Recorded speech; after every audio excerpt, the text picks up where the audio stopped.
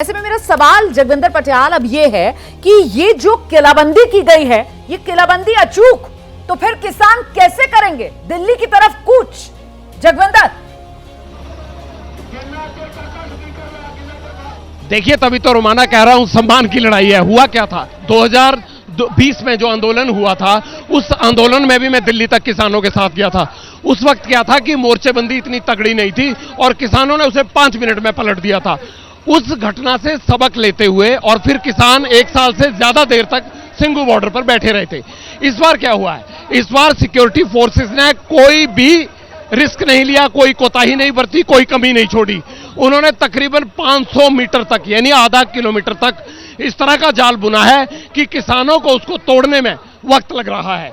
यही वजह है कि जो 2 साल पहले का आंदोलन था, उससे सबक लेते हुए सिक्योरिटी फोर्सेस ने किसानों को रोकने के लिए वो माकूल इंतजाम किए हैं। अब सम्मान की लड़ाई क्या हूं मैं कह रहा हूं, अब किसानों को यह लगता है, और जितना पंजाब के किसानों को मैं जानता हूं, ये लोग पीछे नहीं हटते हैं। ये वर्चस्व की लड़ाई के तौर पर लेते हैं, ये अपने सम्मान की लड़ाई के तौर पर लेते हैं। और इनको जब भी रोकने की कोशिश होती है तो पंजाब में इनका समर्थन बढ़ने लगता है। ये 2 बातें मैं आपको साफ बता दूं, पंजाब का ग्रामीण, पंजाब का देहात इलाका, पंजाब की महिलाएं, पंजाब के युवा पीढ़ी, ये सब लोग बाहर आने लगते हैं। आज भी यही हुआ है। कल जिस तरह से आंसू गैस छोड़ी गई, हाई कोर्ट ने नोटिस इशू किया पंजाब, हरियाणा और केंद्र सरकार को, उसके बाद इनके हौसले और बुलंद हुए। और ये भीड़ का रेला जो आप देख रहे हैं, ये इसीलिए यहां पहुंचा है क्योंकि इन्हें लगता है कि अब ये लड़ाई केंद्र के साथ साथ हरियाणा के साथ भी उन्हें लड़नी पड़ेगी, क्योंकि जब तक मोर्चेबंदी नहीं तोड़ेंगे। तो पंजाब में आंदोलन का इतिहास पुराना है, ये लोग आंदोलन मुद्दत से करते हैं, मोर्चेबंदी यहां मुद्दत से होती आई है। ये मुगलकालीन परंपरा है, तब से चली आ रही है, आज तक चलती आई है।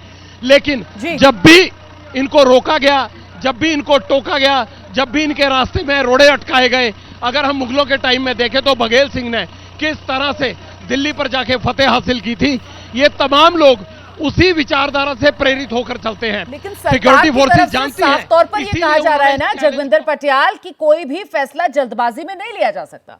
सरकार साफ तौर पर यह कह रही है कि वो बातचीत करने के लिए तैयार है। सरकार तो बार बार कह रही है कि आइए बैठिए बात कीजिए, लेकिन यहां पर किसानों का ये जो रवैया, और इसको लेकर जो कृषि मंत्री ने आज भी कहा कि साहब देखिए ऐसा काम मत कीजिए जिससे जनजीवन बाधित हो, और इस वक्त जनजीवन तो बाधित हो रहा है। आप देख लीजिए दिल्ली से पंजाब तक का रास्ता, आप तो खुद रात भर सफर करना पड़ा आपको चंडीगढ़ और यहां शंभू बॉर्डर पर पहुंचने के लिए। कितनी दिक्कत आम इंसान को। आप सही कह रही हैं रोमाना, मैं दोनों पक्षों की बात बताता हूं। फैक्चुअल सिचुएशन क्या है, किसान कहते हैं 2 साल से 35 से ज्यादा मीटिंगें हो गई, कोई रिपोर्ट नहीं आई एमएसपी का किया क्या।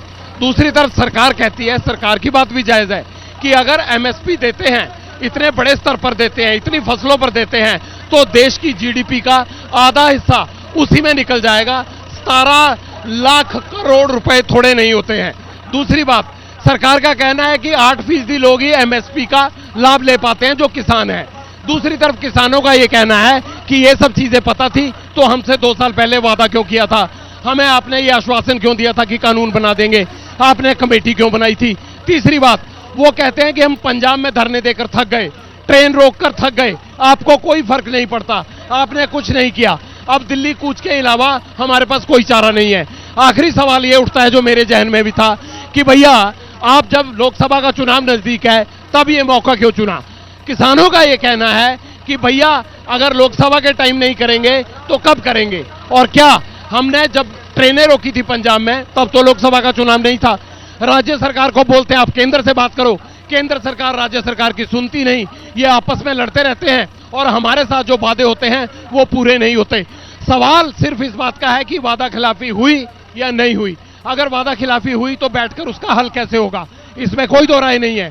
पंजाब का किसान धान और गेहूं 2 चीजों पर निर्भर करता है, दोनों की एमएसपी के कारण ही यहां की रोजी रोटी चलती है, यहां का सारा विकास चलता है, सामाजिक ताना बाना चलता है। लेकिन केंद्र सरकार की बात जो है कि जल्दबाजी में कोई ऐसा फैसला नहीं लेना चाहते जिससे कि आने वाले समय में इन स्थितियों की आलोचना की जाए। तो बात वो इसलिए कह रहे हैं, अगर आप बिहार में देखेंगे वहां एमएसपी कितना है गेहूं पर, वहां एमएसपी पे बिकता ही नहीं है, वहां 600 रुपया, 800 रुपया, 1000 रुपये में बिक जाता है। पंजाब में, हरियाणा में वही 1800 2000 पे बिकता है। अब तीसरी बात ले लीजिए आप कि अगर यूपी में चले जाएंगे तो वहां किस तरह की व्यवस्था की गई है, वहां भी गेहूं उस तरह से नहीं उगाया जाता।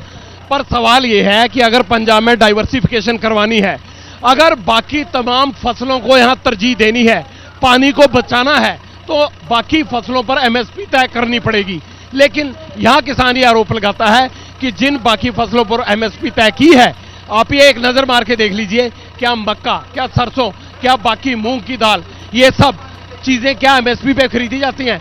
दोनों तरफ के अपने तर्क हैं और दूसरी तरफ से अपने भी तर्क हैं। लेकिन हमें करना क्या है, हमें फैक्चुअल सिचुएशन समझानी है, हमें तथ्य बताने हैं, हमें ये भीड़ दिखानी है, हमें सिक्योरिटी अरेंजमेंट दिखाने हैं, फैसला सरकार को करना है। जगविंदर पटियाल ग्राउंड जीरो पर एबीपी न्यूज पहुंचा हुआ है। हमारे तमाम सहयोगी इस वक्त ग्राउंड पर मौजूद हैं और पल पल का अपडेट आप तक पहुंचा रहे हैं।